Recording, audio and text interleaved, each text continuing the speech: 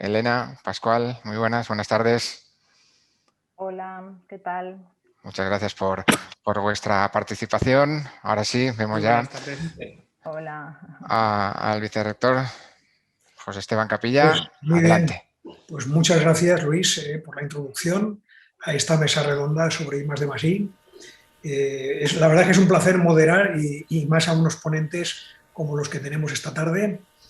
Yo les voy a pedir a cada uno de ellos que durante 10-12 minutos expongan su visión, su experiencia, de acuerdo con los temas que hay propuestos para la mesa redonda.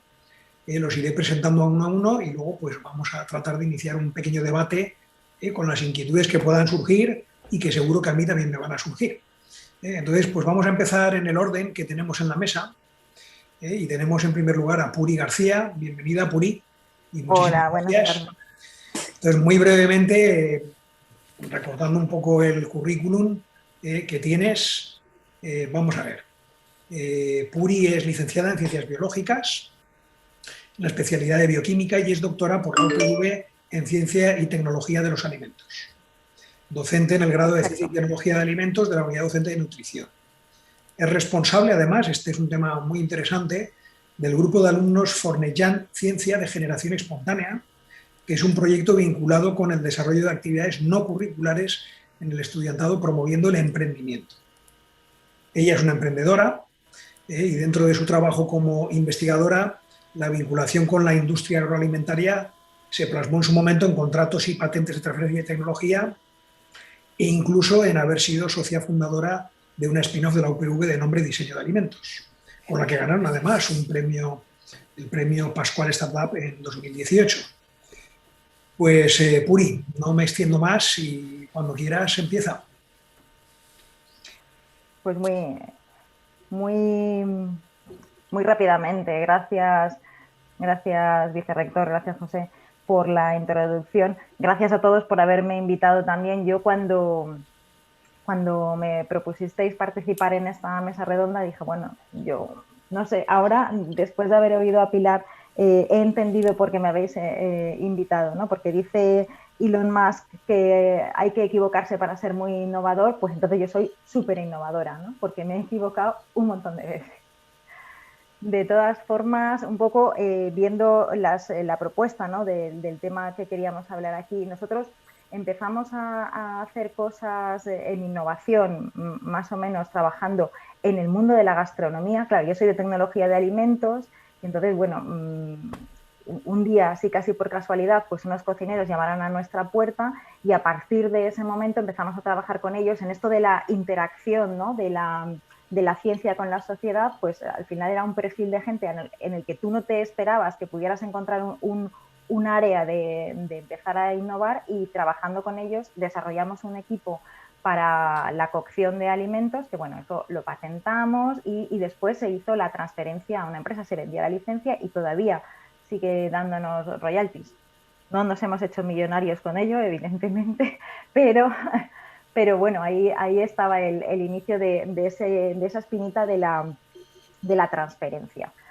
Después de este trabajo, pues claro, al final, como digamos fue para nosotros un caso de éxito, pues te surge como la necesidad de seguir haciendo cosas en ese ámbito. Bueno, tú eres investigador, sigues tu trabajo, tal y cual, pero bueno, esto parece que hacer cosas no para publicarlas en un paper y que luego te cuente para tu sexenio y etc., ¿no? Sino hacer cosas que realmente luego tengan una viabilidad comercial, pues también puede ser interesante, ¿no? Entonces, estoy hablando, esto ocurrió en el año 2003, lo de la transferencia con la gastronomía, claro. Entonces éramos pioneros en cuanto a los temas gastronómicos en España, ¿no? Y el producto, nosotros fuimos a un montón de congresos a presentarlo, etcétera, lo hemos vendido desde Japón a Australia, ¿no? Entonces, bueno, eso estaba bien. Pero parecía que se nos quedaba un poco corto y entonces en el año 2011 empezamos a darle vueltas a la posibilidad pues, de crear nosotros mismos una empresa que nos permitiera hacer esa transferencia, pues en lugar de haber vendido la licencia a una empresa, pues hacerla nosotros, ¿no? Y entonces se nos ocurrió la fantástica idea de montar una spin-off. Claro, esto era el 2011 cuando empezamos a pensarlo. El 2013 en febrero, justamente ahora hace 8 años que firmamos con la Universidad Politécnica la spin-off.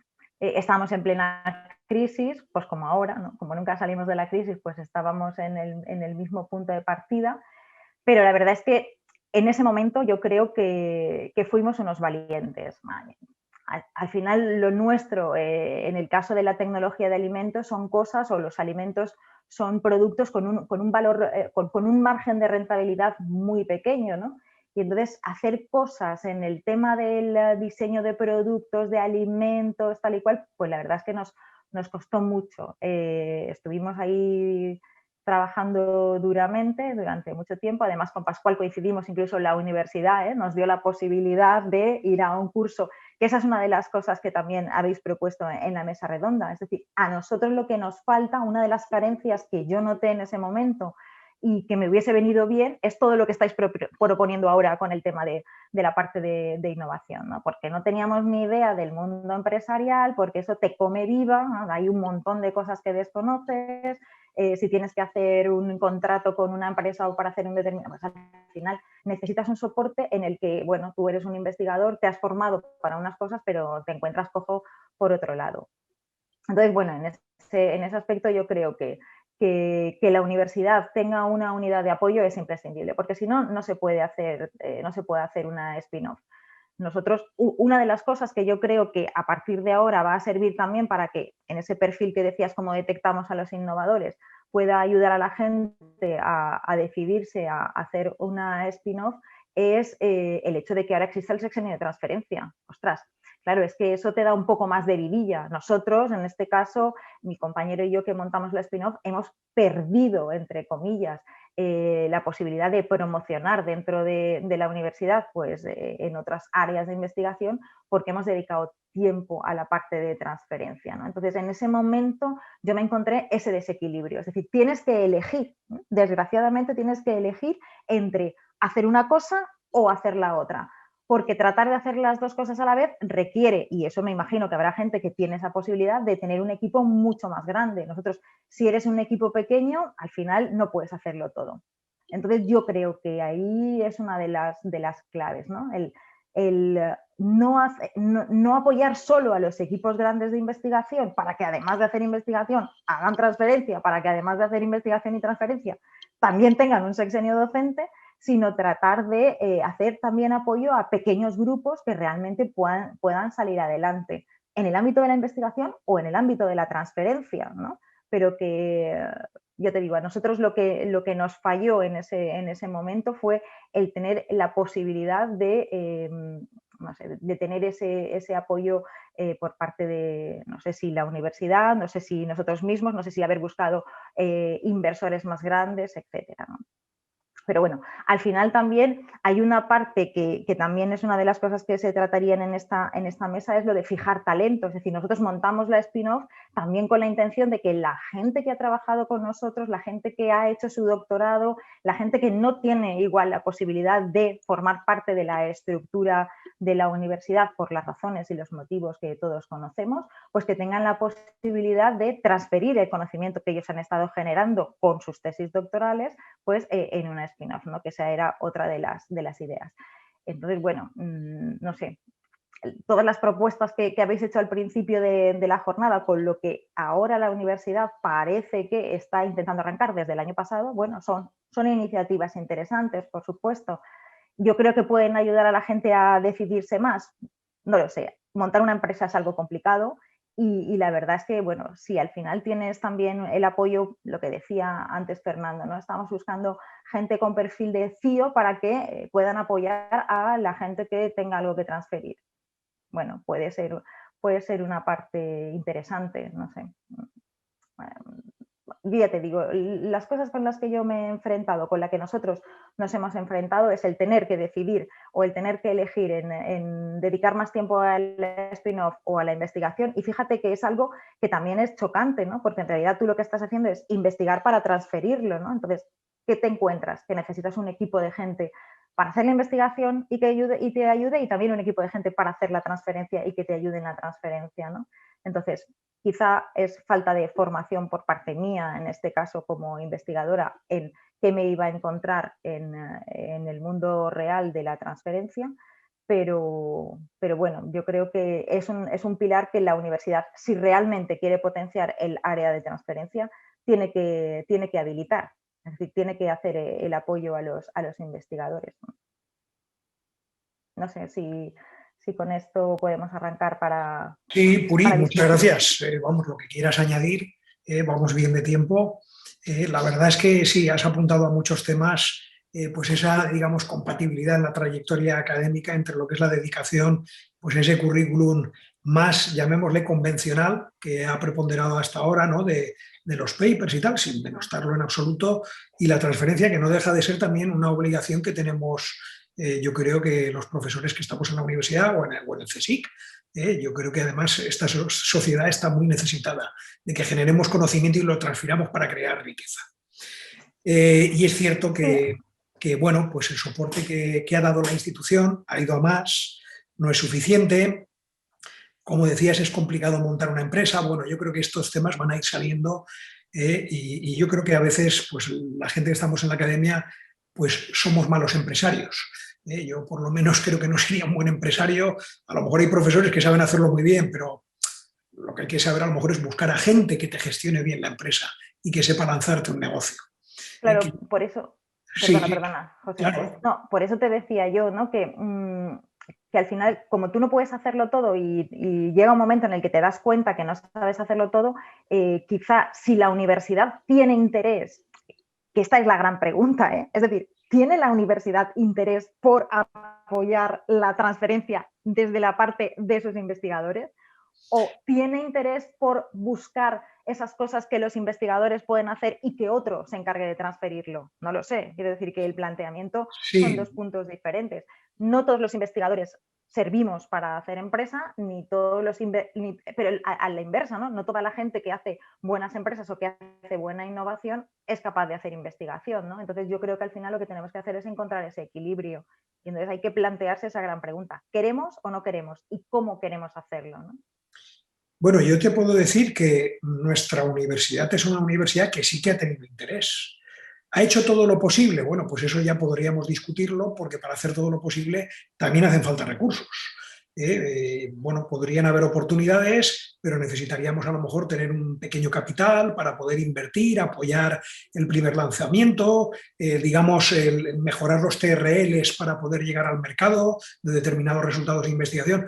No es un tema sencillo, ¿eh? Pero bueno, yo No, creo es que, un tema... pero que sí, que no lo podemos dejar aparcado de ninguna manera. O sea, yo ya digo, y vamos, y soy firme creyente en ello, o sea, tenemos la obligación, y más universidades como la nuestra, que trabajan de una manera muy vinculada a lo que son los sectores productivos. Pues si os parece, pasamos al siguiente panelista, que es Elena Castro. Voy a presentar a Elena Castro. Elena Castro Martínez es desde el año 2004 científica titular de Ingenio. Como sabéis, es un instituto mixto del Consejo Superior de Investigaciones Científicas y la Universidad Politécnica de Valencia, donde investiga en el campo de los estudios de innovación y más concretamente en el análisis de los procesos de transferencia e intercambio de conocimiento. Se ha especializado en el ámbito de las humanidades y las ciencias sociales y en la innovación en patrimonio cultural. Más de 10 años de experiencia en la gestión de la transferencia de conocimiento en la oficina de transferencia del CSIC y más de 15 años de experiencia en el diseño, planificación y gestión de políticas de ciencia e innovación. Pues Elena, bienvenida, muchísimas gracias y bueno, tienes la palabra. Intenta 10-12 minutos, tranquilamente, vamos bien de tiempo. 12 minutos para esta pregunta solo, porque había 4. Bueno, sí, bueno, Vale. lo que tú consideres No, más relevante. me sobrarán. Bueno, muchísimas gracias primero por la invitación, por haberme invitado a estar aquí con vosotros. Creo que soy rara avis, porque todos mis compañeros son innovadores, pero yo lo que hago es que los estudio a ellos, con lo cual es como si fuera un topo aquí en esta cuestión. Bueno, la pregunta dice perfiles para transferencia. Yo, a ver, seguro que hay perfiles, o sea, ha hablado antes Pilar Manchón de competencias, hay una serie de competencias que se requiere para investigar y para involucrarse en innovación.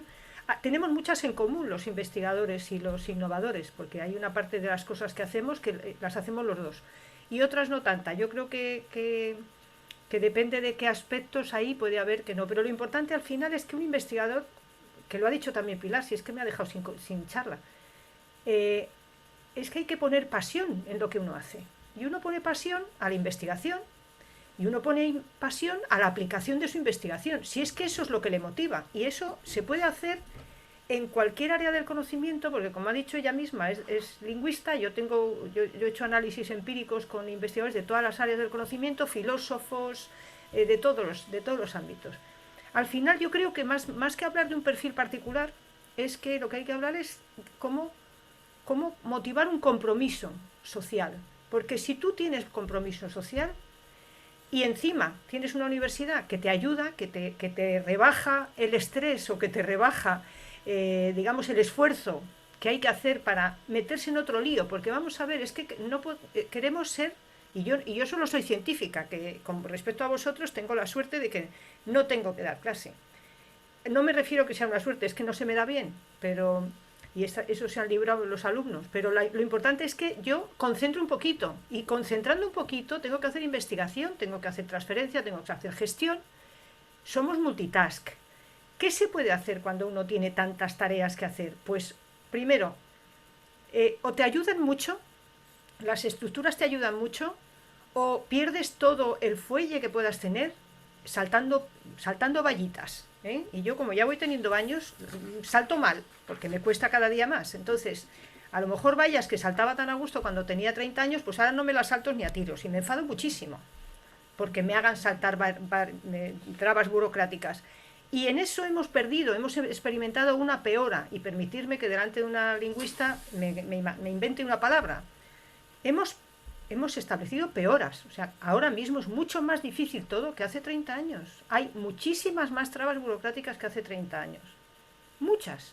Y las exigencias en todo lo que hacemos, en investigación y en transferencia, en todo, son cada vez más altas. Entonces, te están pidiendo una calidad enorme cuando te están colgando piedras de los brazos constantemente. Entonces, ya sé que la mitad de las piedras que llevamos colgando no nos las cuelga la universidad, sino nos vienen de fuera, nos vienen de otros ámbitos, pero bueno, pues ¿qué podemos hacer?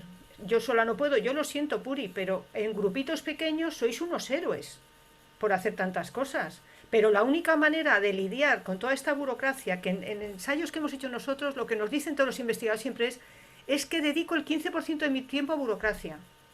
Y en un estudio grandísimo que hicimos en todo el sistema español de investigación, 15% a burocracia, 5% a transferencia. Imaginaos, solo con reducir un tercio la burocracia, duplicábamos el tiempo dedicado a transferencia. Es una regla de 3 bastante simple, ¿no? Eso es muy importante. Entonces, que la universidad te ayude a reducir hasta donde pueda, porque ya digo que hay mucha burocracia que no viene de la universidad, que viene de fuera, pero sí ayuda a ese camino. Segundo, nos han contado antes la cantidad de cosas que están haciendo en la línea de dinamizar a la gente, de entusiasmar a la gente con las cosas y poner todo tipo de apoyos para no solo para que no tengas lastre, sino para que subas, para que puedas hacer otras cosas. Pero yo lo que creo es que con toda la pasión que le ponemos a la investigación y la que le pongamos ahí, al final el compromiso para mí es muy importante, el personal. O sea, el perfil por ahí. Que luego puedes aprender, cuantas más capacidades tengas, mejor. Si sabes gestionar, estupendo, y todo lo que tú quieras. Pero lo importante es el compromiso personal y todas esas ayudas. Y luego a mí me preocupa, yo creo que la gente que tiene más edad, como yo, venimos de una época donde la investigación no era tan exigente cuantitativamente, que no teníamos esa obsesión por los papers ni muchísimo menos, y entonces podíamos combinar mejor toda esta multitask que estoy diciendo, la docencia y tal.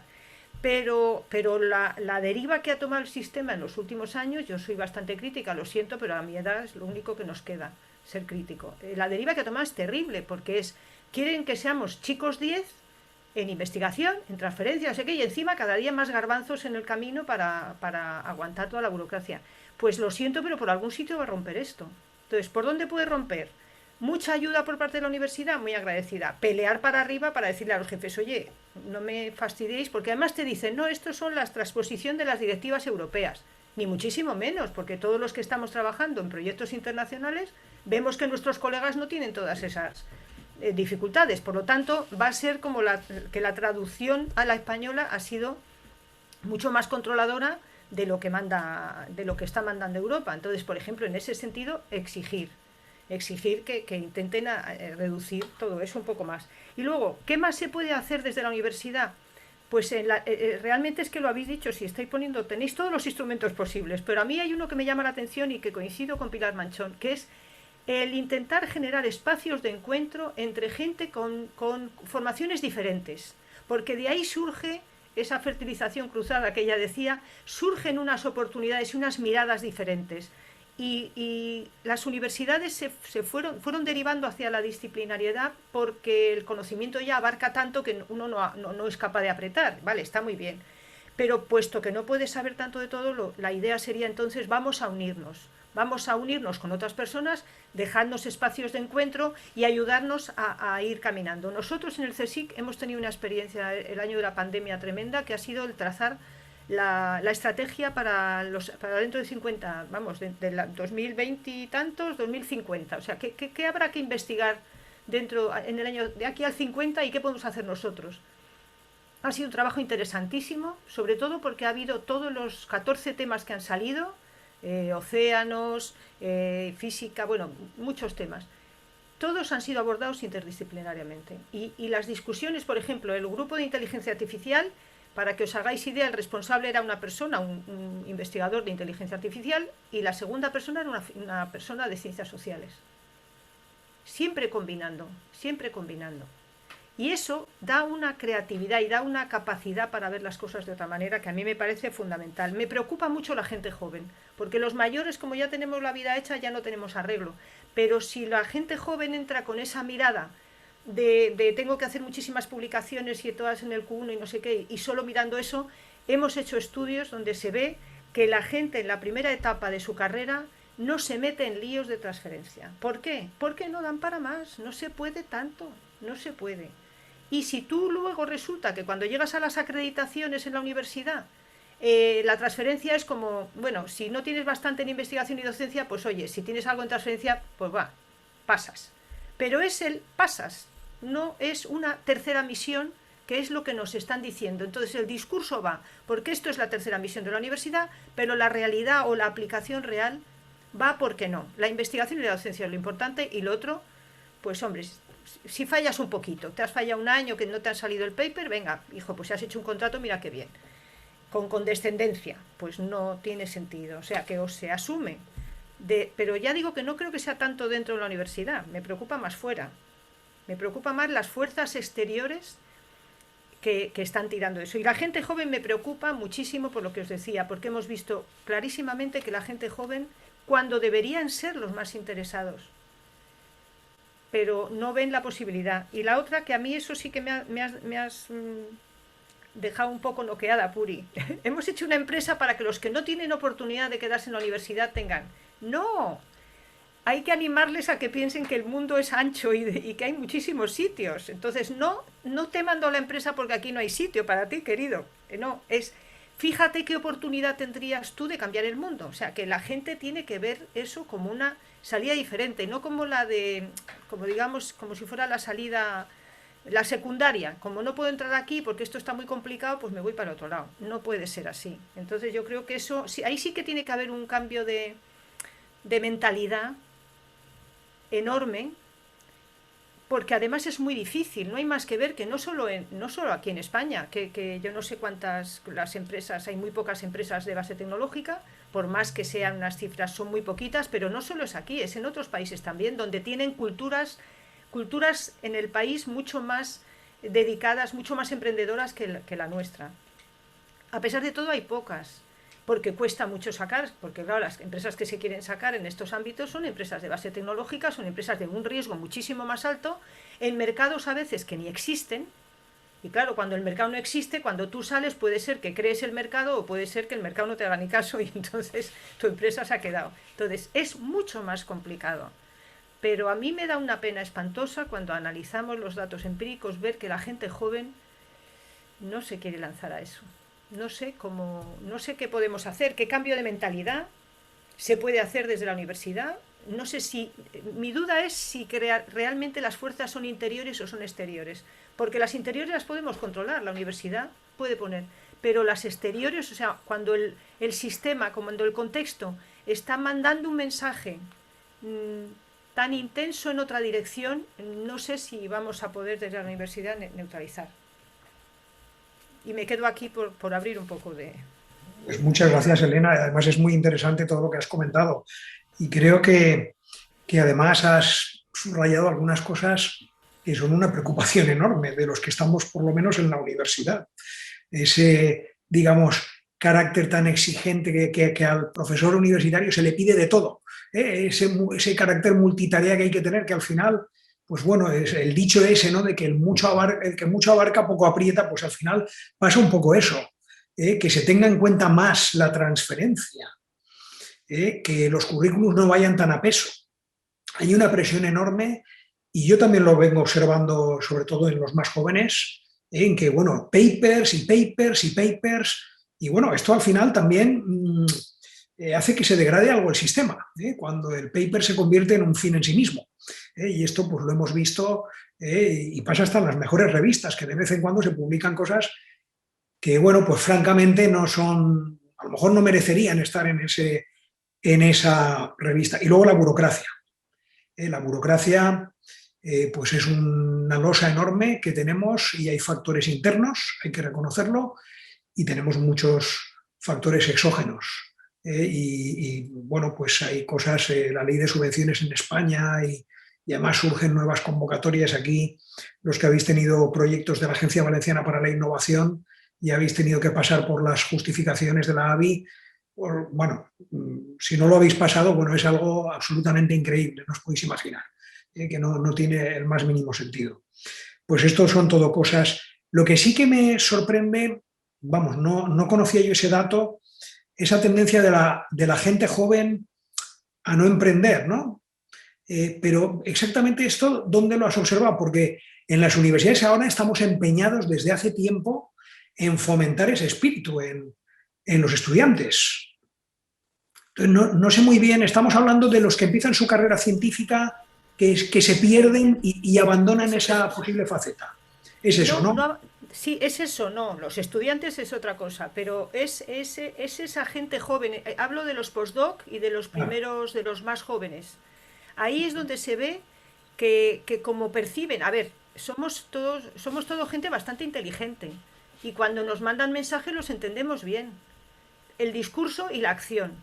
Entonces, es muy gracioso que el discurso dice, no, vamos a promover la transferencia y patatín, pero luego a la hora de la acción en la que estamos también nosotros, porque fijaos que hay una parte importante que es verdad que son las normas de las acreditaciones, son las que sean, pero también hay unos tribunales que somos nosotros.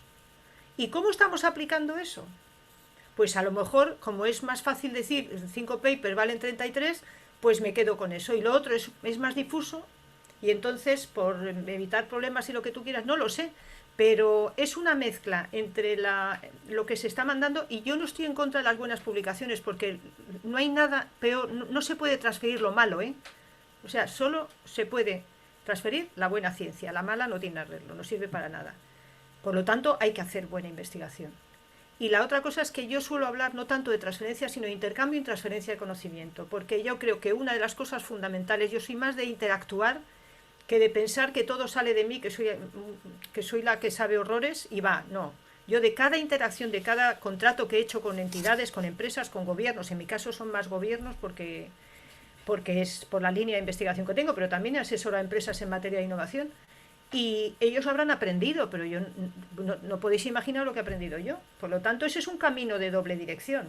Y entonces me gusta, es verdad que queda largo y los términos en general, cuanto más simplones, pues mejor, pero no pasa nada, se dice relativamente rápido intercambio y transferencia de conocimiento, porque es cierto que hay ocasiones en que hay más dirección. Si yo tengo una patente, evidentemente pues ese ya es un conocimiento que yo tengo y lo estoy pasando, pero cuando hago un contrato con una entidad, eso es una cosa bilateral, yo estoy aprendiendo de lo que ellos me dicen, me dan ideas. Bueno, para mí, por ejemplo, la colaboración con gobiernos en estas materias es fuente de ideas, fuente de preguntas de investigación. Importantísima, para nosotros importantísima. Y yo creo que eso cualquier profesor que haya colaborado con la empresa lo comparte. Claro. Totalmente, ¿eh? Es una fuente de ideas, de retos, de actualización, y yo creo que además, digamos, lo que te aporta, creo que puede mejorar en gran medida lo que tú puedes transmitir luego a los estudiantes y a los futuros profesionales. Vamos, normalmente yo creo que es así, pero bueno, yo por lo menos esa es mi experiencia y la he visto alrededor. Pues si os parece, bueno, preguntas hay, pero vamos a pasar al siguiente ponente, que es Pascual Muñoz. Bienvenido, Pascual. Entonces voy a presentarte brevemente, aunque bueno, te conocemos muchos y muy bien. Pascual Muñoz es catedrático de universidad, investigador en el Photonic Research Labs del Instituto Universitario de Investigación ITEAM de la Politécnica y lidera la línea de fotónica integrada. Tiene una fuerte vocación por la transferencia de tecnología y su motivación es cerrar el círculo desde el aula, pasando por la investigación, la transferencia tecnológica, la creación de empresas hasta la industrialización. Desde su línea de investigación cofundó la spin-off UPV-VLC Photonics en 2011, de la que es miembro del Consejo de Administración. Junto con sus socios, consiguió con éxito la inversión de la corporación industrial japonesa Hitachi High-Tech en el año 2020, el año pasado, y desde 2017 encabeza la iniciativa para establecer el laboratorio multidisciplinar de microfabricación UPV-FA. Bueno, lo de la spin-off VLC Photonics pues fue uno de los éxitos de referencia, o el primer éxito de referencia que ha tenido la UPV, esperemos que haya muchos más. Pero como también se ha mencionado en esta mesa, bueno, pues los emprendedores lo intentan, se caen, de eso se aprende, y lo decía Pilar Manchón. Esto, en otros países sabéis que hay una cultura muy de que esto es así, uno se tiene que equivocar para aprender, aquí no, aquí parece que es que tenemos que acertar a la primera y yo creo que eso es un error. Pues bueno, Pascual, adelante, por favor. Vale, gracias, vicerrector. Bueno, yo traía 3 transparencias para pues adelante. Preguntas, si me permitís compartir la pantalla. Bueno. Vamos a ver. Entiendo que la veis a pantalla completa ahora. Bueno, gracias, Sí. vicerrector, gracias por la invitación y gracias al público por asistir. El vicerrector nos planteó 3 cuestiones para el debate. Básicamente, cuáles son los perfiles del personal docente investigador para transferencia y cómo fomentar esos perfiles. Una segunda que creo que no hemos hablado hasta el momento en la mesa redonda, que es si la universidad debe especializarse en áreas en las que tiene un valor añadido a nivel global, y otra del modelo de transferencia que creo que ya ha salido en la mesa, ¿no? Entonces, para mí, cuando estuve reflexionando sobre estas cuestiones estos últimos días, pues me vino a la cabeza algo como lo que he tratado de poner en este dibujo de aquí, ¿no? En el que hay un círculo que para nosotros probablemente empieza en la docencia, que pasa por la I+D+I, pero que no se queda ahí, es decir, o no debiera quedarse ahí. Es decir, lo que enseñamos, evidentemente, nos sirve para transferir un conocimiento de nosotros, que hemos aprendido de alguna manera, luego podemos hablar de esto, a un capital humano, y evidentemente lo hemos aprendido en muchos casos por la I+D+I. Pero si nos quedamos aquí, si nos quedamos en los papeles, que evidentemente yo también respeto altamente los papeles o los papers de alto impacto, pero si nos quedamos ahí, pues se va a quedar únicamente en papeles, ¿no? Y dar ese salto, no quiero utilizar la palabra vacío, pero es que es casi así, ¿no? O al menos cuando Puri y yo empezamos era casi así, ¿no? Dar ese salto al vacío de la actividad empresarial a través de la transferencia como una spin-off, una startup, pues creo que es necesario, o al menos, respondiendo un poco a la pregunta del perfil de transferencia, esto debiera estar en la cabeza de los PDIs de esta casa. Es decir, empezar en la docencia, formar un capital humano que en lo que se forme tenga empleabilidad y, si puede ser y debiera ser, en tecnologías punta. Hablaré de esto en la segunda de las cuestiones.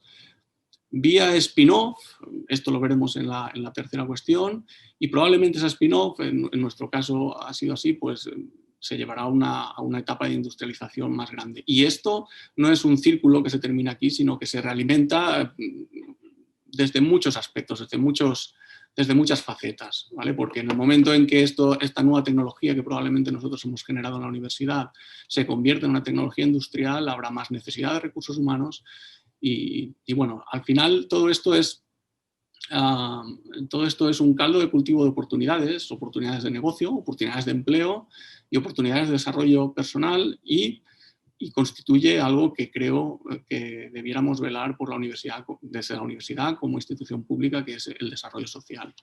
Hay algunas flechas con euros por ahí y también me ha gustado ver que había alguna mención a la parte económica en la presentación de Pilar Manchón.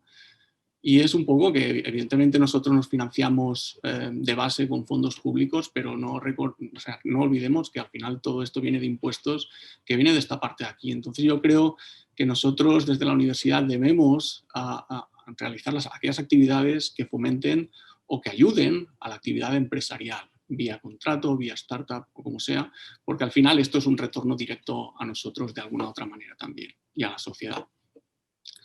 Bien, respecto a la especialización de la universidad, que no se ha dicho nada, la pregunta que nos lanzaba el vicerrector es si tiene sentido donde tenga valor diferencial a nivel global. Es decir, si una universidad debiera escoger unas áreas en las que tenga unos grupos de investigación que son fuertes y reconocidos a nivel global y apoyarlos. Bueno, yo he rescatado un informe que compartió conmigo mi colega, socio y amigo José Campmany, que también ha sido mencionado en el vídeo de introducción, que es 2021, The Year of Deep Tech. Esto lo estuvimos viendo para un trabajo que hemos estado preparando en relación a lo que mencionaba el rector de los fondos de reconstrucción y que mencionaré en la siguiente transparencia. Y es un documento muy interesante porque habla del valor y de la necesidad de las tecnologías punta. Y en respuesta a si tiene sentido especializarse, bueno, pues este informe en una de sus páginas habla y explicita dónde están los presupuestos de I+D de las grandes corporaciones en Europa y en Estados Unidos. Identifica toda una serie de grandes áreas y subáreas de tecnología punta y generación de valor añadido. Para mí, incluso antes de empezar esta transparencia, evidentemente la respuesta es sí. Requerimos una especialización porque al final no olvidemos que muchas de estas grandes corporaciones son las que marcan los programas de investigación con financiación pública, sin denostar desde luego y sin olvidar la financiación privada, es decir, los contratos directos. Habéis mencionado las grandes dificultades burocráticas que existen en nuestra actividad de I+D+I. Esto es cierto, pero es más cierto si los proyectos son con fondos públicos. Por eso yo trataría también, no solo porque este círculo de aquí es necesario de base, sino por operativa diaria, muchas veces es más fácil trabajar directamente con una empresa que en un proyecto público, muchísimas veces. Y el nivel de presupuesto muchas veces puede ser, pues por lo menos un orden de magnitud mayor. Bien, dicho esto, modelo de transferencia, porque también se nos planteaba para la mesa cuál debe ser el modelo de transferencia, qué peso tiene que tener el mecanismo de spin-off frente a otras vías y si la spin-off es un paso previo para poder fijar talento y que haya una actividad económica. Bueno, yo he tratado de ser muy simplista, igual que en mis otras dos transparencias. Para responder esta pregunta, nosotros, en nuestro caso en particular, contando nuestra experiencia, pues empezamos con una tecnología que era emergente y un mercado inexistente en el año 2011. Pero, pues, creemos que era una gran oportunidad y que había un gran riesgo y por eso constituimos una empresa. Porque pensamos que esto iba a crecer, este mercado de la fotónica integrada iba a crecer, que nosotros teníamos un expertise que era bastante único en aquel momento en el mundo y lo tratamos de poner en valor y creo que lo hemos puesto en valor con VLC Photonics, ¿no? Hoy en día, por ejemplo, esto ya es una tecnología de mercado y es verdad que yo desde mi grupo de investigación pues trabajo con algunas empresas bajo contratos de I+D. Entonces, para mí este es el modelo que ha funcionado, que mi trayectoria dice que ha funcionado para mí, quizás pudiera ser útil para otros. Y luego, finalmente, a la segunda pregunta en este caso, ¿es previo para poder fijar talento y actividad económica hacer un spin-off? Bueno, yo creo que al menos en el caso de la fotónica integrada, y creo que puede ser el caso para muchas otras áreas y subáreas, científico-técnicas. Esto puede ser el precursor de creación de polos tecnológicos que involucren a entes públicos y privados. Es decir, si la universidad como ente público tiene unas áreas estratégicas en las que colabora con empresas o participa directamente en spin-off con empresas, estas pueden hacer o pueden tener un efecto de atracción sobre otras empresas u otros entes públicos alrededor de una cadena de valor. ¿Vale? Y mencionaba que nosotros hemos estado desde agosto ya, ¿no? Pero ya lo finalizamos en febrero con una propuesta para estos fondos de reconstrucción, avalada por la Generalitat además, y que está ahora mismo en la mesa del Ministerio de Industria para la creación de un polo tecnológico de fotónica integrada. Es una propuesta que involucra directamente a 17 agentes de la cadena de valor a nivel nacional, únicamente a nivel nacional, pero que en el documento contempla pues, una lista de 50 a 100 actores de esa cadena de valor. Y esto quizás también es en relación a lo que se ha mencionado de la multidisciplinariedad en las dos intervenciones previas. Creo que es muy importante y vital rodearse de aquellas capacidades que uno no es capaz de hacer directamente y que necesita para conseguir o para alcanzar metas más grandes. Y bueno, esta es un poco mi visión a las preguntas y encantado de debatir sobre ellas ahora mismo. Pues muchas gracias, Pascual. Además has hablado de cosas que conoces y bueno, ya has hecho referencias a cosas comentadas por los anteriores ponentes, por la propia Pilar. He entendido que, bueno, tú sí que crees que tiene que haber una especialización en el tema, pero una especialización que estaría basada fundamentalmente en, bueno, dónde están, digamos, el apoyo económico, la inversión, que son sectores que hay punteros, son sectores más de vanguardia donde ahora mismo hay unas necesidades. Yo me imagino que apuntabas a eso, ¿no? Sin negar que, bueno, porque este es un debate viejo, el tema de la ciencia básica, no básica. Esto no tiene nada que ver con... Evidentemente la ciencia básica es necesaria y fundamental. Sin ella nosotros los ingenieros no estaríamos aquí haciendo fotonica. Exactamente. No hubiera habido investigación en materiales y procesos de fabricación y en electromagnetismo fundamental, nosotros no estaríamos haciendo lo que hacemos. Eso tiene que seguir y tiene que financiarse, vamos, sin die y probablemente casi que sin límite, porque de ahí vendrá todo esto.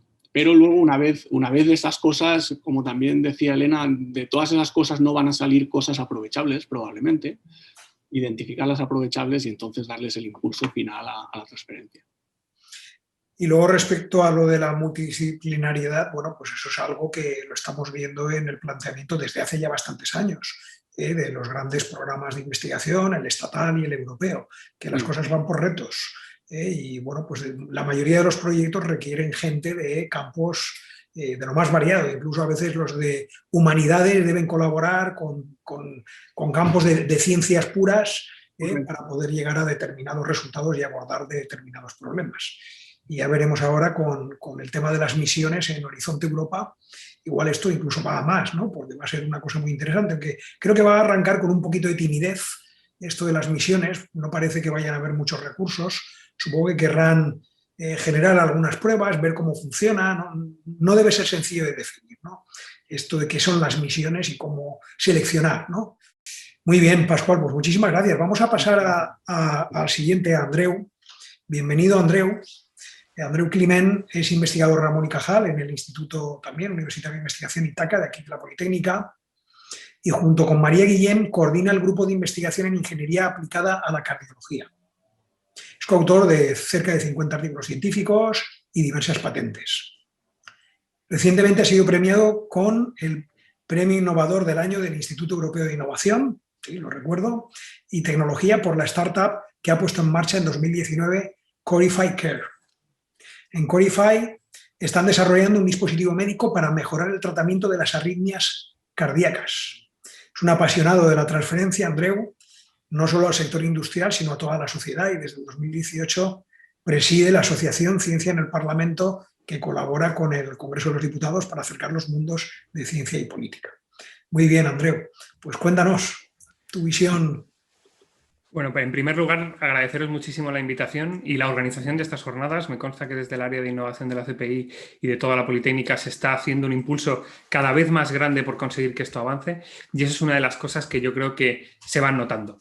La verdad es que se han abierto muchísimos melones en las tres intervenciones anteriores y yo voy a intentar poner mi opinión en algunos de ellos y trataré de ser muy breve para dejar tiempo al debate. Primero, presentarme un poquito. Como tal, yo soy investigador postdoctoral, no soy un profesor con plaza, no tengo la posibilidad de poder ni siquiera pedir sexenios, aunque este año estamos ahí. Y soy una persona que, si bien es verdad que me formé en la Universidad Politécnica de Valencia, yo soy ingeniero de telecomunicaciones, la mayoría de mi formación postdoctoral ha estado fuera. Yo terminé la tesis en el año 2011. Para entonces ya había montado una empresa que fracasó, también hay que decirlo. Y desde 2011 hasta 2019 he estado entre varios sitios en el extranjero y principalmente en Madrid, en el Hospital Gregorio Marañón, coordinando un laboratorio de investigación básica. Investigación en terapia celular, investigación en desarrollo y entender cómo funciona el corazón, la parte eléctrica del corazón. Y la verdad es que yo veía mi futuro, pues ya que ya os digo que ya había fracasado en una empresa y tal, yo veía mi futuro dentro de la investigación básica y sigue gustándome mucho la investigación, que probablemente el adjetivo debería ser fundamental, más que básica. Pero allá por 2017, desde la oficina de transferencia, desde el Hospital Gregorio Marañón, y es verdad que trabajamos mucho con la Politécnica y también desde la Politécnica de Valencia, nos apoyaron para presentarnos a un programa que era el programa, que es el programa Caixa Impulse, que si lo conocéis, pero es un programa enfocado en salud principalmente, pero en el cual buscan proyectos de investigación que tengan una patente o algo cerca de una patente y los seleccionan, unos 20 al año, y te llevan a Barcelona 6 meses, una semana al mes obligatoriamente, a meterte un MBA por la cabeza. Básicamente a entrevistarte con gente que sabe de patentes, con gente que sabe de transferencia, con gente que sabe de negocios, con gente que sabe de dinero, que es lo que hace falta para hacer todo esto, con gente que sabe de industrialización. Con todo eso, que acabas con una empanada mental importante, pero también vuelves al laboratorio y el mundo es otro, totalmente otro. Es decir, ya eso de que investigas para conseguir el siguiente paper, que es el que te permite pedir la siguiente ayuda, que es la que te permite hacer el siguiente paper, de repente deja de tener mucho sentido. Pero es verdad que hay otra cosa que tiene encima de la mesa, es lo que estoy investigando, ¿tiene mercado o no tiene mercado? Lo que estoy investigando de verdad va a servir para algo o simplemente estoy saciando mi curiosidad. Que es súper importante que haya gente que solo sacie su curiosidad, que no se me entienda mal. Pero es verdad que cuando quieres que tu investigación, y en mi caso era mejorar las arritmias de las personas, mejorar los tratamientos que fallan muchísimo, de verdad mejore, el paper en Q1, que tengo unos cuantos, de poco sirve. De poco sirve. O sea, alguien tiene que ser el que lo coja y diga, esto va a ser un dispositivo de verdad. Ya está bien de esta prueba de viabilidad, ya está bien de esta prueba de concepto, de este artículo buenísimo, de verdad lo tengo que hacer. Claro, eso es difícil hacerlo sin red, ¿para qué negarlo? Es decir, y eso es difícil hacerlo si no sabes cómo hacerlo. Y a nosotros, o por lo menos a mí, cuando yo hice la tesis entre la Politécnica de Valencia y Alemania. Y una de las cosas que aprendí pronto es, si quieres aprender una técnica, si quieres aprender cómo se cultiva una célula, si quieres aprender cómo se hace un procesamiento de datos, no te inventes la rueda. ¿Quién lo hace mejor en el mundo? ¿Ese grupo de investigación? Vete de estancia con ese grupo de investigación. Aprende a hacerlo. Claro, pero en el mundo de la transferencia, ¿eso cómo lo haces? O sea, ¿cuáles son tus referentes? Porque en la ciencia, hostia, todos sabemos, estamos retratados. Nuestros artículos va nombre, apellido y correo electrónico del corresponding. Le escribes, si no te contesta, pues le escribes al otro. Pero en la empresa, yo quiero ser como Google, porque bueno, la charla ha sido espectacular. ¿A quién llamas? O sea, ¿a quién te acercas para aprender a hacer eso? Y yo creo que esa es una de las cosas de lo que comentaba Elena, fundamental. Y creo que la quiero entroncar con la primera pregunta que nos planteaba el vicerrector. Personas. ¿Las personas nacen emprendedoras o se hacen emprendedoras? Y esto es como todo en la vida. Es decir, está claro que si tú no tienes ganas de vivir en la incertidumbre y no lo llevas nada bien, pues probablemente no sea para ti el emprendedurismo, como tampoco tiene por qué ser otras cosas. Pero dicho esto, nadie es lo que no conoce y nadie quiere ser lo que no sabe cómo es. Y sobre todo si cuando los que les enseñamos, y esto lo digo como parte del grupo de investigación, lo que les estamos enseñando es lo que nosotros somos. Es decir, a mí, y que no me sepa mal y no voy a decir quién fue, pero algunos de los profesores en la Politécnica, cuando yo estaba haciendo mi tesis en 2009, 2010, me decían, ¿y por qué haces la tesis si no va a haber plazas en la universidad? Claro, eso es demoledor. Afortunadamente, entonces yo lo estaba haciendo en Alemania y tenía compañeros de laboratorio en Alemania que me decían, ¿qué coño la universidad? Si yo estoy haciendo la tesis para ganar más dinero cuando me vaya a la empresa. Porque yo quiero ser el que se vaya y manda en la empresa. No quiero ser el peón, no quiero ser el que hace la página web. Y esa mentalidad es lo que tenemos que cambiar. O sea, y eso es principalmente una labor de los profesorados de la Politécnica. Tenemos que conseguir que nuestros doctorandos les tengamos que suplicar que se quieran quedar a ser profesores, porque se querrán ir. Que eso nos tiene que pasar, eso es lo que... Bueno, no sé si os ha pasado a vosotros, pero mis colaboradores en Oxford o en Estados Unidos, hostia, es que todavía no han acabado la tesis, ya tienen trabajos con unos sueldazos tremendos. Nos pasa aquí. Es decir, tenemos que formar a nuestros doctores, porque creo que es el punto, como bien comentaba Elena. La gente que innove tiene que innovar en algo que haya buena ciencia detrás. Por supuesto, hay que intentar que nuestros alumnos sean grandes emprendedores, pero es muy difícil emprender si tú luchas sin algún arma que sea tuya. Y eso es ciencia buena. Si no tienes una patente buena, una idea buena, algo que normalmente no se hace en 2 cursitos, sino que son varios años de investigar, es muy difícil sentarte delante de un venture capital y pedirle 2, 3, 5 los millones de euros que te hagan falta para hacer que tu proceso de verdad sea un producto. Por tanto, creo que tenemos que enfocarnos en intentar identificar de entre los doctorandos que tenemos cuáles son los que podrían emprender y luego poner a su disposición todos los contactos posibles. Y eso pasa por que vean cómo se hace. O sea, lo que mejor correla con ganar un premio Nobel es haber estado en el laboratorio de un premio Nobel. Pues seguramente lo que mejor correla con hacer una buena empresa es haber estado con gente que haya hecho buenas empresas. Y con esto pasa la segunda parte, que también, como Pascual explicaba, creo que es fundamental. ¿Cómo nos especializamos? ¿Nos especializamos o no nos especializamos? Aquí yo tengo mis vicisitudes. Yo vengo de un grupo de investigación que no era muy potente. Y encima vengo de un área de ingeniería biomédica que cuando yo acabé la carrera no existía.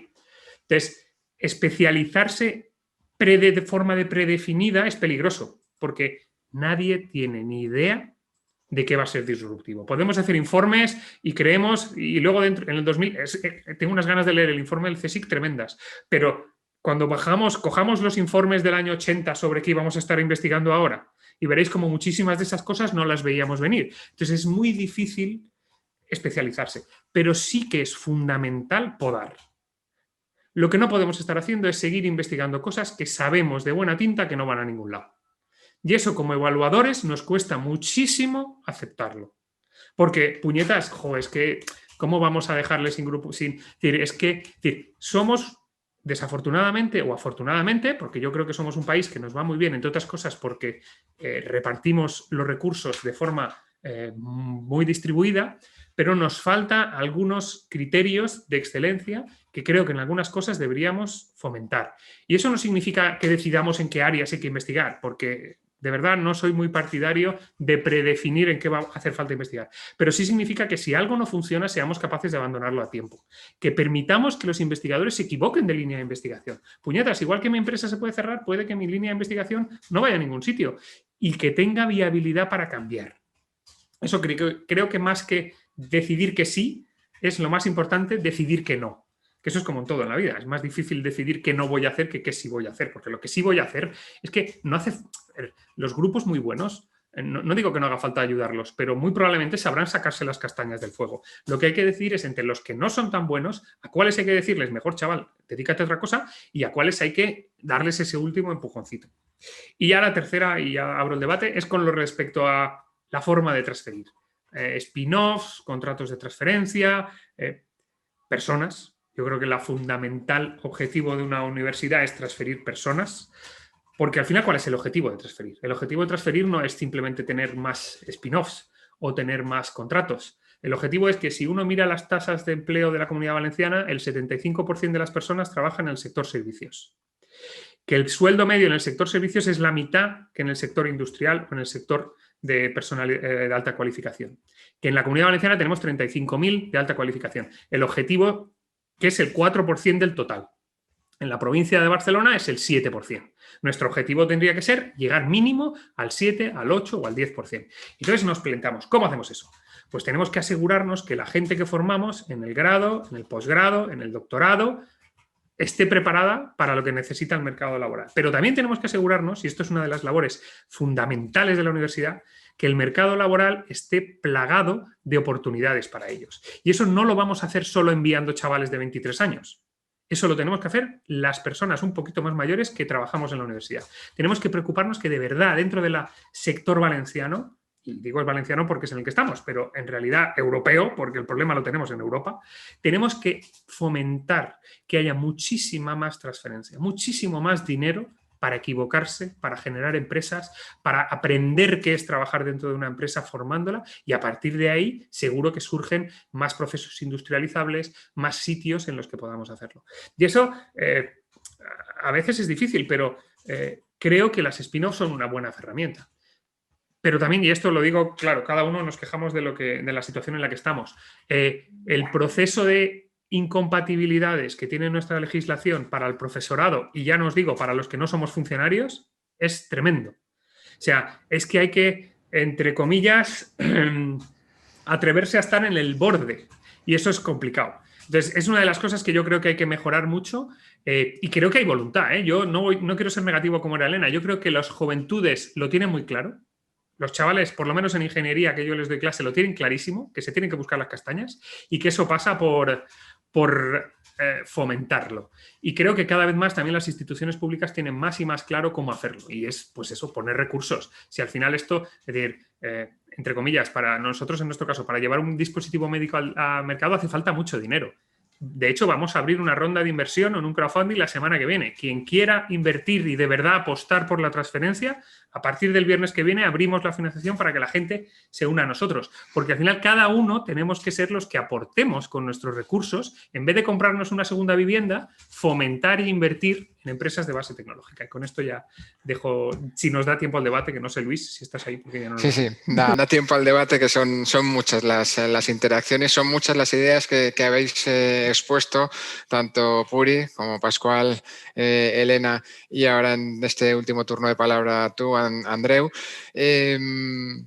Hay una idea que se ha repetido tanto en la presentación de Pilar Manchón como ahora en tu última intervención. Me quedo con ese concepto, fomentar que haya mucho más dinero para equivocarse. Volvemos a esa idea de Elon Musk, la que ha trasladado Pilar, nos la habéis trasladado vosotros, pero también, como habéis comentado en vuestras intervenciones, teníamos tres ejes fundamentales o tres preguntas fundamentales y una última de aportación libre en ese mural que habéis ido completando vosotros, todos los que estáis compartiendo con nosotros esta tarde.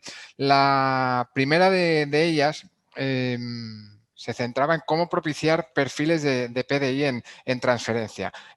Podéis verlo ahí. Hay una idea clave y insisten muchos de los participantes en la formación. En la formación, porque posiblemente haga falta algo más. También en la necesidad de referentes. Tenemos una dando mayor visibilidad e importancia a los éxitos en transferencia. Se habla también de una desconexión entre la universidad y la empresa. ¿Por qué en muchas carreras las prácticas son opcionales? Se incide de nuevo en esa interconexión, en que hay que facilitar el intercambio de personal entre universidad y empresa. No sé si una de las claves, Elena, Pascual, José, Puri, Andreu, reside precisamente en la formación, y no solo en la formación por lo que a nivel universitario, sino previo también, en tener esos referentes en las aulas universitarias y fuera de ellas. Ahí os lanzo esa pregunta, que a partir de las reflexiones de quienes están siguiendo esta segunda jornada de UPV Innovación, en esta primera cuestión de cómo propiciar perfiles de PDI en transferencia, hay más reflexiones que abordaremos a continuación. Si alguien quiere responder, porque el tema de la formación, efectivamente, quizás es algo que en la formación predoctoral no está suficientemente abordado y debería formar parte, digamos, esencial, ¿no?, de esa formación complementaria que recibe el doctorando. Y yo podría recoger esta pregunta, si me permitís. Sí, Pascual. Sí, bueno, es que además enlaza con cosas que ha dicho Pilar Manchón, que innovar es un estilo de vida, es una actitud, no es una actividad. También entronca con algo que ha dicho Andreu, que no se sabe si el emprendedor se hace o se nace. Entonces, en la parte de formación probablemente te da una serie de herramientas, pero si tú no tienes una inquietud por poner esas herramientas en práctica, es necesaria, pero no es suficiente la parte de la formación.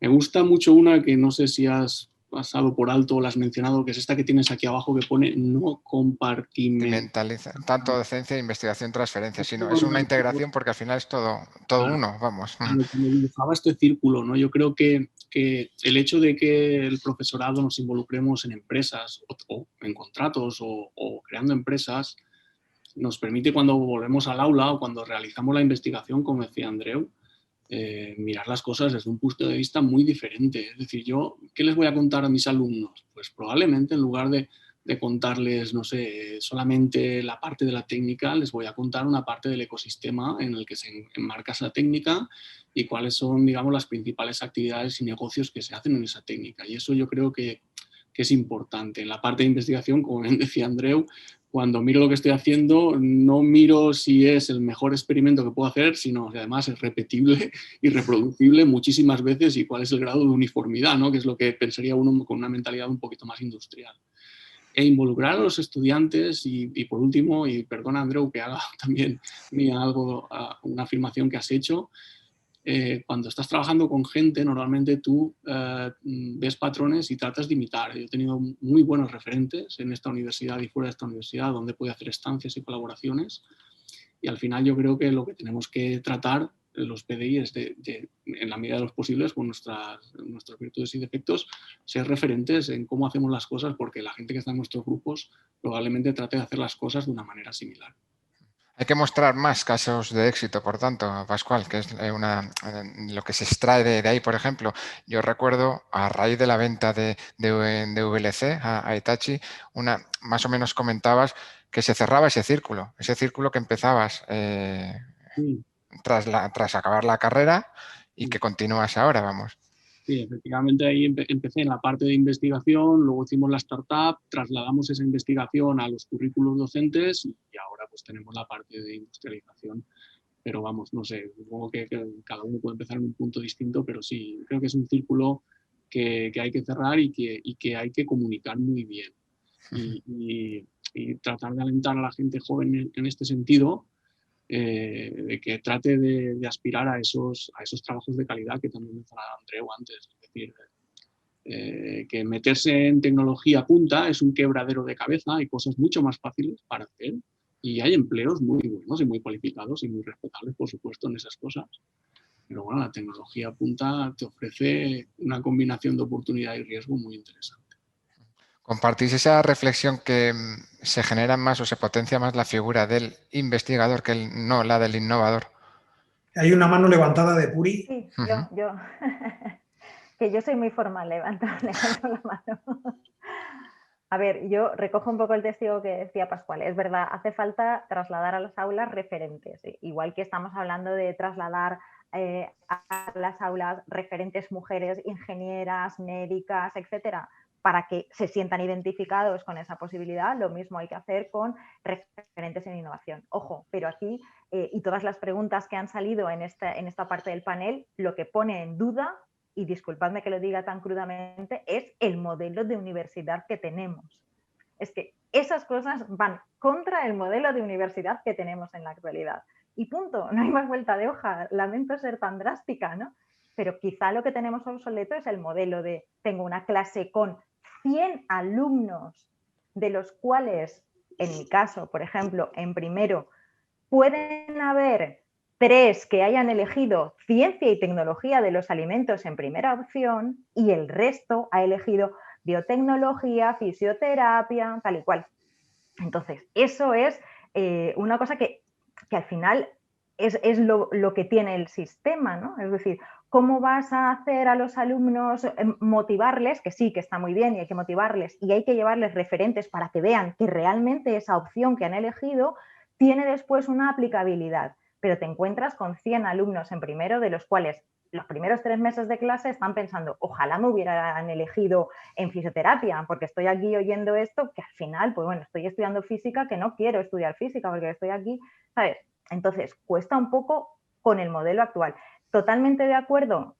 Una cosa, y traslado una cosa que siempre dice mi compañero, es que si yo como profesor me dieran 10 alumnos en primero y me dijeran, toma, estos son tus 10 alumnos que yo puedo manejar, que puedo conocer, que puedo formarlos en diferentes aspectos y te los llevas hasta cuarto. Y una vez que han llegado al cuarto, entonces con ellos has estado trabajando diferentes cosas, ¿no? Diferentes áreas, puedes hablar de transferencia, puedes hablar... Pero eso es un modelo de universidad completamente diferente al que tenemos ahora, ¿no? Entonces, esto evidencia la crisis del sistema universitario actual. Es lo que hay, ¿no? Es decir, ¿nos lo podemos plantear? Perfecto, nos lo hemos planteado. ¿Qué podemos hacer para solucionar ese problema? Si nos planteamos que lo que vamos a hacer es poner un parche, pues lo que estaremos haciendo es parchear. Pero bueno, eso estamos muy acostumbrados a hacerlo, ¿no? Pues tendremos a gente que querrá estar o no querrá estar, luego le dará igual trabajar en un trabajo mediocre, porque al final él no dejará o ella no dejará de ser un mediocre o una mediocre, porque bueno, ha estado en un sistema que le ha dado una formación. Luego he podido hacer prácticas en empresa, que es abrimos otro melón, ¿no? El de prácticas en empresa. Yo tengo alumnos haciendo prácticas que no tienen tutor en la empresa, porque la empresa los tiene para sustituir las vacaciones de verano.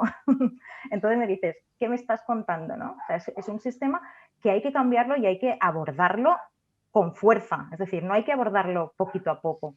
Y después, por alusiones también, lo que decía Elena, al final, no es que nosotros montáramos una startup para colocar a la gente que no se podía quedar en la universidad, no. Lo que nosotros queremos es que la gente que estamos formando y que ha llegado a un doctorado vea que lo que está haciendo no solamente tiene como recurso el quedarse en la universidad y dar clases para seguir fomentando ese sistema de estoy aquí, hago el doctorado, con un poco de suerte y un poco de árbol que tenga sombra, pues me quedo aquí en la universidad, me pongo a dar clases, me toca esta asignatura que no tengo ni idea, pero me lo hacen que me lo estudie y tal y cual, y yo continúo en ese ritmo y punto, ¿no?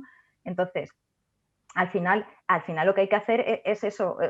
Igual es el sistema que tiene la FP dual, es decir, bueno, pues a lo mejor es una universidad dual, ¿no? Una universidad que tenga parte de una formación más o menos fundamental, que decía Andreu, ¿no? Y luego una parte que es, oye, y ahora esto es la vida y va dando vueltas por ahí, por diferentes áreas, diferentes puntos donde la gente pueda realmente aprender haciendo, que es lo que se nos llena la boca de decir aprender haciendo, pero luego al final lo que hacen son prácticas en un laboratorio que tiene recursos limitados, espacios limitados, etcétera. Bueno, no quiero capitalizar. Sí, Elena. Elena, perdona. Activa el audio, Elena. Eso, que no me voy a meter mucho en la parte docente porque no es justamente es de lo que yo no tengo demasiada idea, pero dos cosas sí que me parecen importantes. Me gusta mucho ese post donde dice no compartimentalizar tanto docencia, investigador y transferencia. Al final es que eso tiene que ser una formación integral, pero tú has tenido la pega de que tus alumnos iban a la empresa y no tenían tutor. Bueno, yo he sido tutora de prácticas de mis cosas en mi universidad, en el consejo, en mi centro, y lo que no he tenido, nunca me llamó el profesor de mis alumnos, jamás. O sea que en todas partes cuecen habas. Cuando yo tenía mi formación, digo, ¿esto quieren que sepan lo que es investigar? Pues te voy a enseñar lo que es investigar. Los implicaba en un proyecto, los implicaba en un... O sea, yo intentaba, además es que tengo un documento magnífico que han hecho los británicos, que son tan estructuraditos. Tienen un documento, es el CV, no me acuerdo cómo se llama, bueno, lo puedo dar si os interesa, donde habla de todas las capacidades que se adquieren en el doctorado. Y yo cogía mi cuadrito y decía, vamos a practicar A, B, C, D, y me recorría todas las capacidades que decía allí para que el chaval tuviera una pequeña idea de todo lo que se podía hacer en un centro de investigación. Pues jamás me llamó y tuve alumnos tutorizados 3 o 4 años. Jamás me llamó su profesor. De hecho, no sé si era uno el mismo siempre o eran diferentes, pero no me llamaron nunca. Entonces yo creo que sí, que esta sensación de que la docencia va por aquí, la investigación va por allá y la transferencia va por acullá, eso no puede ser, eso es esquizofrénico además. Ni siquiera creo que sea bueno para quien lo ejerce, porque es una compartimentalización dura. Tiene que haber vasos comunicantes en todo. Y a mí esa me parece no sé cómo se puede enfocar, por ejemplo, lo que decía, las prácticas, me parece básico las prácticas en empresas, pero vamos a ver en qué empresas, porque luego llegas a las empresas y qué gente hay en las empresas capaz de tutorizar a tu alumno, porque el problema es que a lo mejor no había nadie que tuviera titulación, porque ese es otro de los problemas que tenemos las empresas nuestras, las de la Comunidad Valenciana sobre todo. Hace mucho que no sigo las estadísticas, pero en principio la formación del personal técnico y sobre todo de los directivos de las empresas valencianas, pues es bastante bajita. Tuve yo una reunión una vez con empresarios de un polígono del sur de Valencia y bueno, era una cena con empresarios, mientras ellos cenaban y se ponían ciegos de marisco, yo hablando allí de la innovación. Y entonces digo, bueno, pocas ideas. Digo, mira, innovar es innovar o morir, si no innovas te mueres, con lo cual deberías. Segundo, si no sabes ni no puedes, contrata a alguien que entre en tu empresa, una gente joven que está formando en la universidad estupenda, que podrá hacerlo. Y tercero, si con eso tampoco llegas, pues también alíate con la universidad, con los centros tecnológicos, que con la combinación de todo eso seguro que llegas a ser capaz de innovar. Bueno, respuesta de los empresarios. Es que si meto a un chiquet aquí, se me adueña de la empresa. Chiquet, además, así dicho. Se me adueña de la empresa.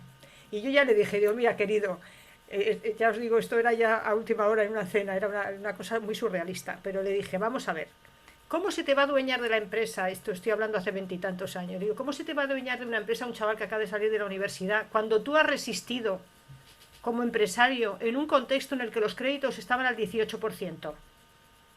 Algo sabes hacer, cariño, porque si estás aquí y no te has muerto, es que hay algo que dominas. Bueno, pues el que sale de la universidad eso no lo domina, y eso es muy importante. Entonces aprovecha sus capacidades, que son más bien capacidades técnicas o las que traigan, y valora lo que tú sabes, pero eran gente con muy poca formación y bastante falta de autoestima, yo diría. Eso a mí me dejó sorprendidísima. Y de colaborar lo mismo, ¿no? Porque es que si meto aquí a un profesor, pues lo mismo, se entera de todo lo que hago. Digo, ni que fuera a hacer nada con lo que tú haces el profesor. No te apures. El profesor no quiere coger tu empresa, vive como Dios en su cátedra tan ricamente, disfruta con lo que hace, le gusta lo que hace, no quiere estar en tus zapatos. Entonces no veas peligro por todas partes. Y a mí me dejó, fue una reunión que volví completamente, me pareció espeluznante, ¿no? Pero si esa es la mentalidad del empresariado, que habrá cambiado en los últimos 15 años, un poco. pero bueno, hay muchos sector servicios, que yo no sé tampoco, y o sea, la complicación es esa. Por eso sí que yo creo, y ahora voy a contestar, aunque marginalmente a la última, que me parece importante que se hagan empresas de base tecnológica, porque yo creo que puede ser una de las... Eso, o traerte inversión extranjera, a ver cómo diversificas el tejido que tienes. O se crean empresas, pero ahí venga a crear empresas que alguna sobrevivirá, y lo que hay es que cuidarlas, mimarlas y empujarlas y ayudarlas. O te traes 4 o 5 inversiones de fuera, que además tampoco sería muy difícil teniendo en cuenta que tenemos unas universidades muy muy buenas en la comunidad, pero con los empresarios que están en la hostelería, yo no sé, y no me quiero meter con la hostelería, pero digamos en la hotelería, no sé, no veo yo que esa gente pueda meterse en sectores, como decíais antes, de mayor contenido tecnológico. Es que no se puede uno volver un empresario tecnológico cuando viene de un sector de ser director de un hotel, no sé, lo veo complicado. Estoy un poco negativa, me da mucha pena, pero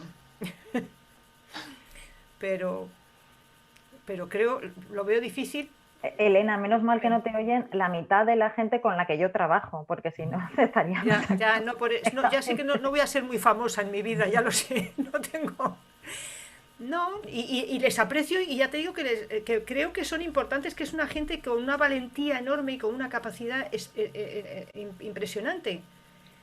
Pero esos sectores, el valor añadido no es muy alto. Entonces tenemos unas universidades con unas capacidades tecnológicas brutales y un sector empresarial que está pensando en otra cosa. O cambias el sector empresarial. Pero eso es lógico por muchas cosas, porque no pueden ir de la mano. Quiero decir, tú no puedes pedirle a un sector que nace en los años 70, 80, que utilice una universidad del 21. Es decir, yo creo que ahí hay un esfuerzo que estamos haciendo y que se está haciendo y que va mejor.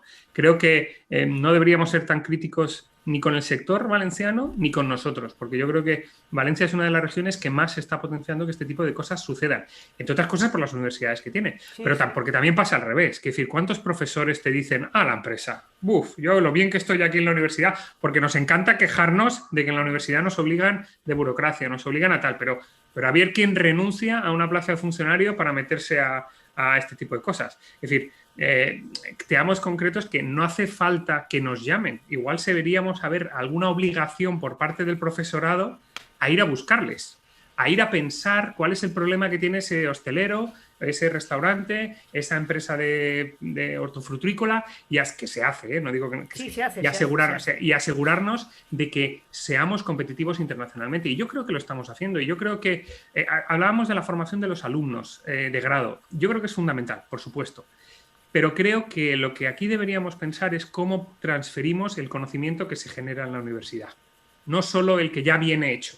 Porque muchas veces en los grados es conocimiento que ya es acumulado. Entonces es muy difícil competir con 4 años de carrera con todos somos una buena universidad, no se hace mal, pero lo que de verdad deberíamos potenciar es que si queremos que en la Comunidad Valenciana haya industrias que requieran doctores, pues tenemos que formar doctores que monten industrias que requieran doctores. Y si queremos que los altos empresarios y los comités de administración tengan valor en la investigación, pues probablemente tengamos que fomentar que haya doctores en los consejos de administración. Y eso es algo que yo creo que tenemos que ir haciendo, que se va haciendo, pero que para empezar tendríamos que ser capaces de medir. Y yo por lo menos no he sido capaz. Lo he buscado, ¿eh? ¿Cuántos doctores? No hay datos. Eso yo sí que lo he buscado, porque es mi campo. No se sabe cuántos doctores, y esa es una cosa que, por ejemplo, a mí también me sorprende de la diferencia entre nuestro país y un país como Alemania.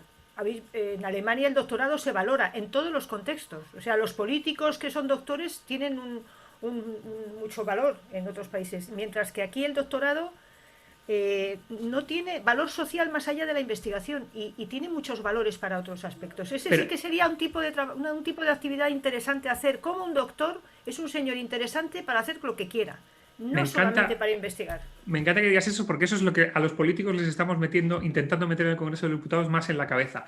Por un motivo, y hay una razón. ¿Cuál es el porcentaje de doctores por habitante que tiene España y cuál es el que tiene Alemania? Uno de los problemas que hemos tenido y que tenemos es que tenemos demasiados pocos doctores. Sí. Si solo formamos doctores para meterlos en la universidad, claro, no. ¿Cómo los va a valorar la sociedad si la sociedad no tiene doctores? Tú valoras un doctor cuando en tu empresa ha habido un doctor y ves que, hostia, es que de repente esta línea va muy bien. O cuando en la administración alguien con la formación del doctorado, de repente ves que es decir, si no tenemos trufamos la sociedad de doctores en áreas que no son lo que han investigado. O sea, ¿cuánta gente ha investigado en el CERN y que ahora está en la alta administración de Bruselas o de Suiza? ¿Qué más da? O sea, lo que queremos es gente con formación y cabeza científica, capaz de darse cuenta que con quien está compitiendo está muy lejos, y eso ponerle a hacer lo que haga falta a la sociedad. Y eso es una de las cosas que, si somos capaces de apostar por una, y yo creo que el Poli lo está haciendo, con la escuela de doctorado, una escuela de doctorado potente que fomente el que los doctores se formen no solo en su tema, sino además en lo que la sociedad va a necesitar, dentro de unos años tenemos un potencial tremendo. Si os parece, seguimos con alguna de las aportaciones por cerrar este primer bloque. Se hablaba, retomando una de las ideas que comentabas, Andreu, decías, una universidad del 21. Pues una de las referencias también más o menos va en esa línea. Echo de menos un planteamiento matricial en los modelos de transferencia más moderno y acorde al momento tecnológico que estamos viviendo en este siglo XXI. También se alude a la necesidad de que los grupos de investigación participéis como invitados en la fase de transferencia de otros proyectos. Profesorado con trabajo fuera de la universidad, alumnado aprendiendo por proyectos reales. Volvemos a incidir, por tanto, en esa idea de necesidad de referencias para los alumnos. Son 3 ideas más de este primer bloque. No sé si queréis aportar alguna conclusión más al respecto. Pascual, Andreu, Puri, Elena, José, o pasamos a la siguiente. Ahí hay solo una cosita que es la figura del profesor externo a la universidad. Yo creo que es algo fundamental y que probablemente no estamos aprovechando ni usando lo suficientemente bien, que es el profesorado asociado de verdad. Es decir, gente que esté trabajando en el sector industrial, en otros sectores, y que venga a la universidad a transferirle su conocimiento a los alumnos. Y eso, desafortunadamente, no es un problema de la UPV, es un problema de España y su modelo de profesorado asociado. Es decir, con los sueldos que se les paga a los profesores asociados, no somos competitivos con ninguna universidad privada. Si uno mira, y os habrá pasado, lo que cobra un profesor por dar una clase en el Instituto de Empresa cuando viene de una gran industria o cuando lo cobran, es decir, no podemos pedirle a esa gente que venga a la universidad por 4 chavos. Y eso es algo que yo creo que si reconsideramos cómo aprovecharlo y que los profesores asociados tengan recursos buenos y de verdad sean profesores asociados, creo que es algo que podríamos ayudar mucho a que haya una transferencia a las aulas mucho más potente. Están enseñando lo que son expertos, no lo que nosotros no queremos dar, esos créditos. No se oye. Pascual. Sí, no, decía que vinieran a enseñar a aquellos lo que son expertos y no esos créditos que sobran. Eso estaría muy bien. Yo creo que en realidad tenemos los dos extremos, Pascual. Sí que tenemos auténticos asociados que además vienen por pura vocación y, por decirlo de alguna manera, amor a la universidad. Hasta les cuesta venir a la universidad, y luego tenemos que, por falta de unas figuras de profesorado que faltan en la ley, pues se ha abusado de una figura que no se debería haber hecho. Pero bueno, por desgracia es así. Ya, pero las épocas de miseria se tenía que salir por algún sitio. Ahora que sí que es Sí, cierto, yo sí. conozco bastantes asociados muy vocacionales y además gente de empresa que me encantaría escuchar, aunque no son áreas que yo conozco, me encantaría escucharlo porque tiene que ser muy diferente, claro. Alguien Sí. que viene de un arquitecto que viene a hacer sus obras y viene aquí y cuenta lo que eso tiene que ser. Sí, eso es. Tenemos muchos de esos, más Sí, de los sí, que se ven. los conozco, los conozco. Son muchas también las reflexiones en la segunda de las áreas. Vamos a ir cerrando esta mesa redonda para dar paso a ese mind map global de todo este tiempo que estamos compartiendo. Pero antes, un resumen o alguna de las ideas que se plantean sobre si la UPV debe invertir más recursos en determinadas áreas de especial oportunidad. Algunos plantean la dificultad de determinar cuál es esa especialización. Se incide en la formación de nuevo en valores y en esa mentalidad creativa sin miedo a la empresa, una mayor flexibilidad en esos grados y másters. No sé, ¿cuál es vuestra reflexión en este caso? A partir de las ideas del público, hay una reflexión ahora en directo, una aportación más. Puri, Elena, Pascual, José, Andreu. Elena. Sin duda tenemos que invertir más recursos, O sea, eso. Pero a que hablen los panelistas. Yo creo que vamos a ver especialización. Sería cosa decir, esta universidad que sea conocida por tal tipo de tecnología. Yo creo que hay que dejar cierto espacio, lo hemos dicho antes, con lo que se llamaba la ciencia básica. Yo no solo hablo de la ciencia básica, sino de... Ahora mismo hay una investigación cuyas aplicaciones sociales se ven muy claramente y bien, y además buena, estupendo. Pero ha habido muchas áreas que a lo mejor hace 25 años, si decimos vamos a potenciar la lingüística, pues estás loco, si eso es de... Claro, ¿qué hubieran dicho hace 30 años? A mí me dicen hace 30 años que ahora estaría sentando en el mismo despacho a informáticos, a lingüistas, y os diría, pues vamos, ¿no? Que estás loco. Pues sí. Y gente especializada en arte combinándose con gente, o arqueólogos que están trabajando con gente de neurociencias para ver cómo funciona el cerebro y cómo la cultura te cambia, tiene huella en la propia forma de... Eso es una starting grant que acaban de conceder a un centro nuestro. Combinan arqueólogos con gente de neurociencias. Yo no me atrevería a focalizar mucho. Lo que sí que creo que hay que, lo que decir, no sé quién de vosotros dijo antes, que había que purgar. O sea, yo no soy muy de purgas, creo que todo el mundo tiene. Lo que hay que hacer es que a la gente hacer buenos análisis de los niveles de investigación que tenemos, de las capacidades científico-técnicas que tenemos, y probablemente nos salga una base de grupos que a lo mejor no son la pera, pero son dignos, y luego a lo mejor nos salen unos cuantos excelentes. Bueno, lo que yo os digo es que la pirámide invertida no funciona.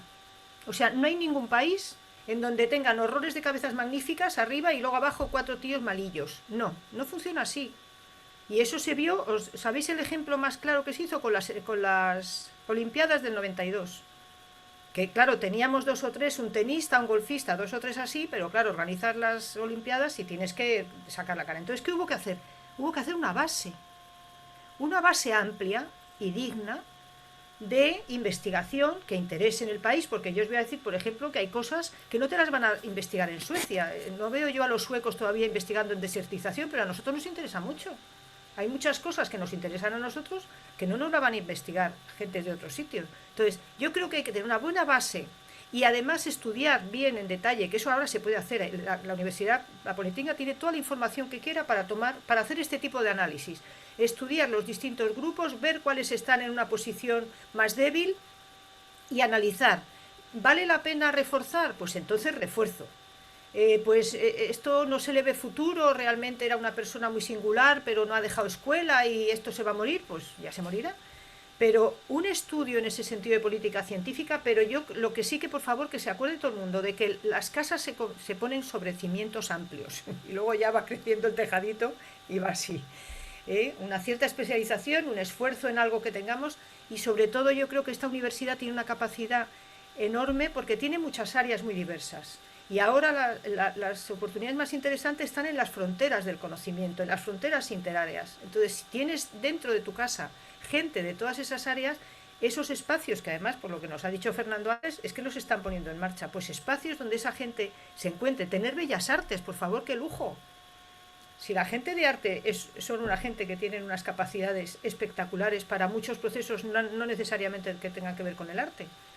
O sea, yo creo más en aprovechar sinergias y en tratar de reforzar la base para que esa base sea buena, y luego ya crecerán algunos que serán muy especialistas y que a lo mejor... Pero ¿quién va a tirar de esa especialización? Lo suyo sería que tiraran las empresas, ¿no? Digamos. Digo yo, no sé, se me ocurren. Pues esa sería la idea clave que nos aporta en este caso Elena Castro. Vamos a ir cerrando esta mesa con una idea fundamental también que queráis remarcar. Son muchas las cuestiones y las opiniones que hemos ido recibiendo.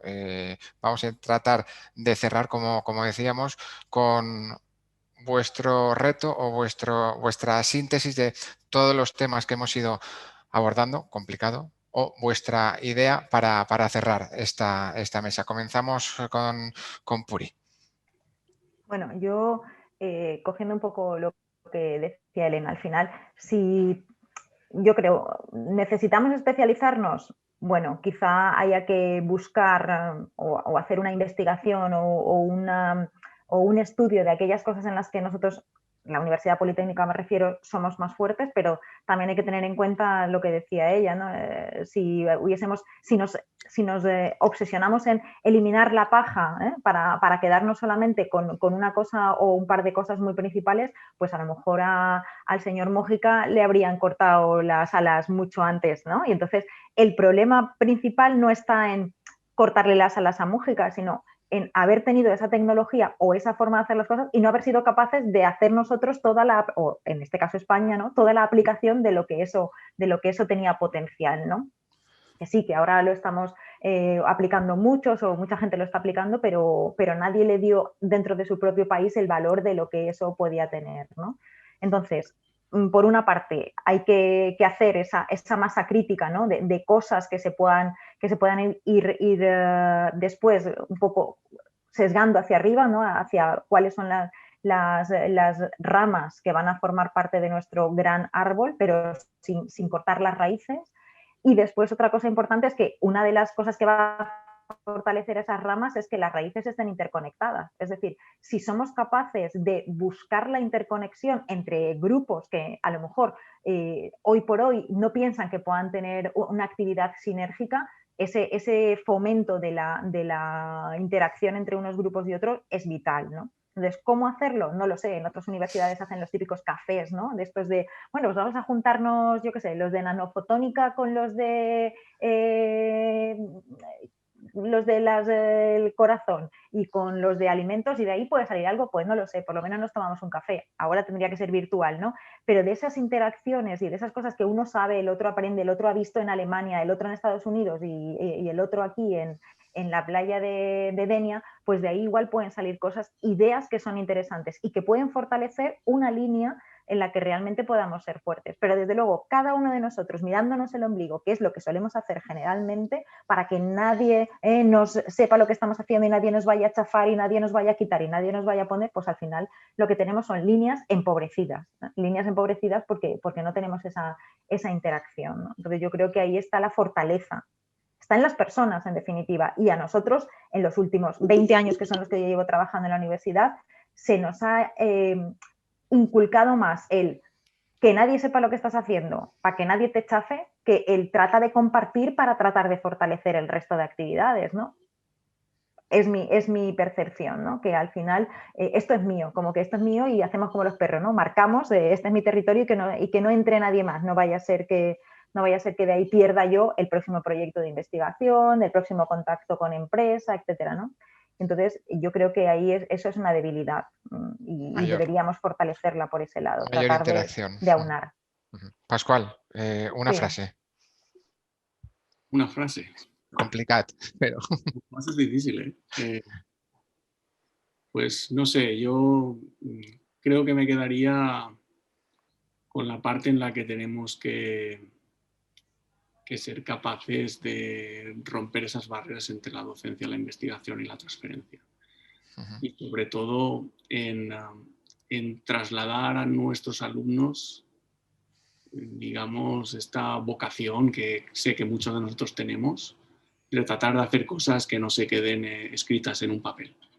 Creo que eso es importante, y de decirles que no es tan difícil, y de decirles, como habéis dicho algunos, que si te equivocas, pues al día siguiente harás otra cosa y ya está. Andreu. Yo, bueno, estoy muy de acuerdo con lo que se ha dicho y me voy a reformar en lo de las personas y lo de romper fronteras. Y creo que ahí hay una de las cosas que como universidad española y la nuestra deberíamos plantear, que es que nos vienen por delante unos 10 años, unos 15, en los que probablemente se van a contratar a muchísimos profesorado nuevo, mucho PDI, y creo que sería un error si tenemos otra vez los departamentos eligiendo al personal solo de acuerdo con las necesidades docentes del próximo año. Creo que ahí podemos hipotecar 3 o 4 décadas más de país, y creo que es algo fundamental que nos pongamos muy serios en asegurarnos que rompamos las barreras de los departamentos, rompamos las barreras de las disciplinas y contratemos a las mejores personas para conseguir que la Comunidad Valenciana sea un potente referente tecnológico mundial. Creo que tenemos las oportunidades y deberíamos estar todo el día pensando en cómo asegurar que lo hacemos. Y esto es lo que voy a decir. Vicerrector, ¿cerramos?